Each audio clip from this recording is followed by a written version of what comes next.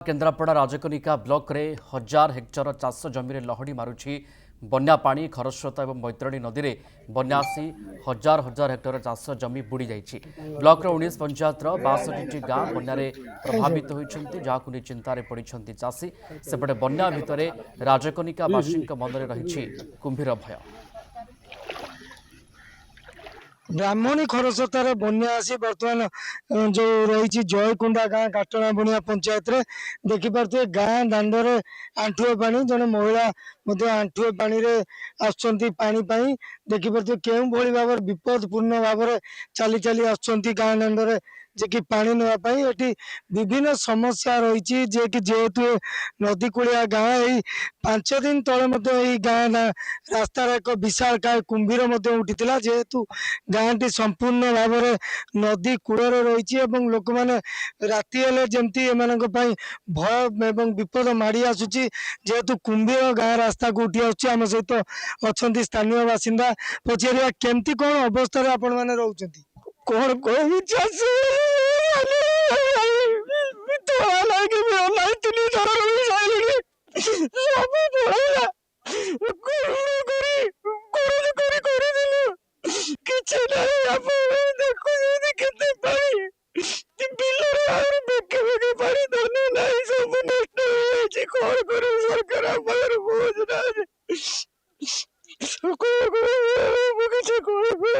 मौसी अच्छा कौन कहे जो बन्या आमती कौन भाव रोचती केमिति रहीमु आमे तो पानी रो भासुचु पिला बोझ जर बाधका भल मंद कौन सुविधा नहीं सब असुविधा। गाँव तो रास्ता नहीं घट नहीं कौन सुविधा नहीं आ मेडिकल जीवाक सुविधा नहीं आ बिलर तो धान फसल गला कौन कहे आपण केते भयभीत बहुत भयभीत अच्छु आम जयकोंडा ग्राम ये ब्राह्मणी खरस्रोता मिसी जाइए प्रकोप रास्ता घाट कि ना ये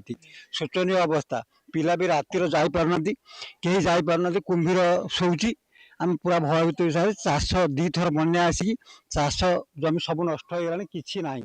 हाँ बर्तमान रास्ता घाट पूरा शोचनीय आम बाहर कर पानी नहीं पानु स्कूल को पिला भी जापार स्कूल जलबंदी रोचे केमती कौन अवस्था रोचती कौन समस्या रही ये हूँ आम काटनामणिया ग्राम पंचायत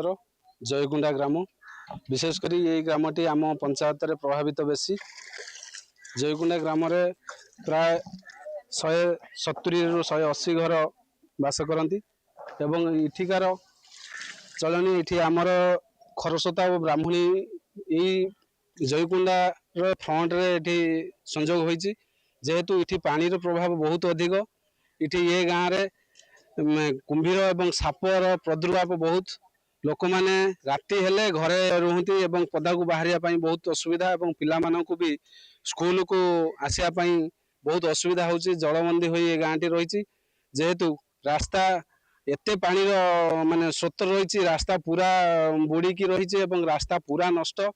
आउ चाष जमी कथा कहले न सरे लोक मैंने 2 थर 3 थर लेखा तली तली तो फास्ट आम पकड़ा असुविधा होता जेहेतु पानी बारंबार लघुचाप वर्षा जो तली आम पकड़ा इठिकार लोक मैंने बहुत असुविधा होते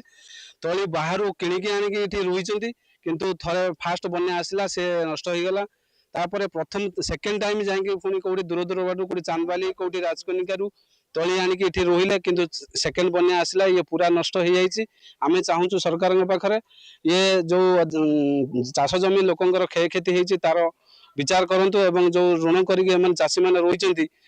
छाड़ करा जाऊ आउ विशेष करके ये जो जयकुंडा ग्रामटी पूरा खरस्रोता नदी कूल अच्छी जेहेतु ये प्रति उठियार आमर पानी बुड़ुची एवं रास्ता घाट समस्या आम चाहूँ ये गाँव को गोटे आरडी रोड करा जाऊ जहाँ द्वारा ये गाँव रोक मैंने उपकृत हे कौन केमती अवस्था आम तो ये भय भीतर रही तो किंभीर भय किंभीर तो रात आसी शुची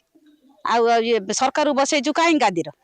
भोट देथुन कौन आम गई भाया करा बस मोहन माझी जापर राति सरकार चाहूँ मरी जाऊँ ए छड़ा कौन चाहूँ सरकार एते पानी रे आसुचंदी पानी साप या किंभीर आम तो पानी मुदा नहीं पारनु ट्यूबवेल खंडे ना गाँ दांडे पर जंघे पानी तुरंत सरकार ए गाँव प्रति दृष्टि दिंतु एवं ये जो रास्ता रही रास्ता को उच्चा कर दिया गला हुए तो आगामी बन्या गाँव को बन्या पानी प्रवेश न कर पारे गाँव लोक मैंने जहाँ दाबी कर ରାଜକନିକାର ପ୍ରବୀଣ ବଳ, କନକ ନ୍ୟୁଜ।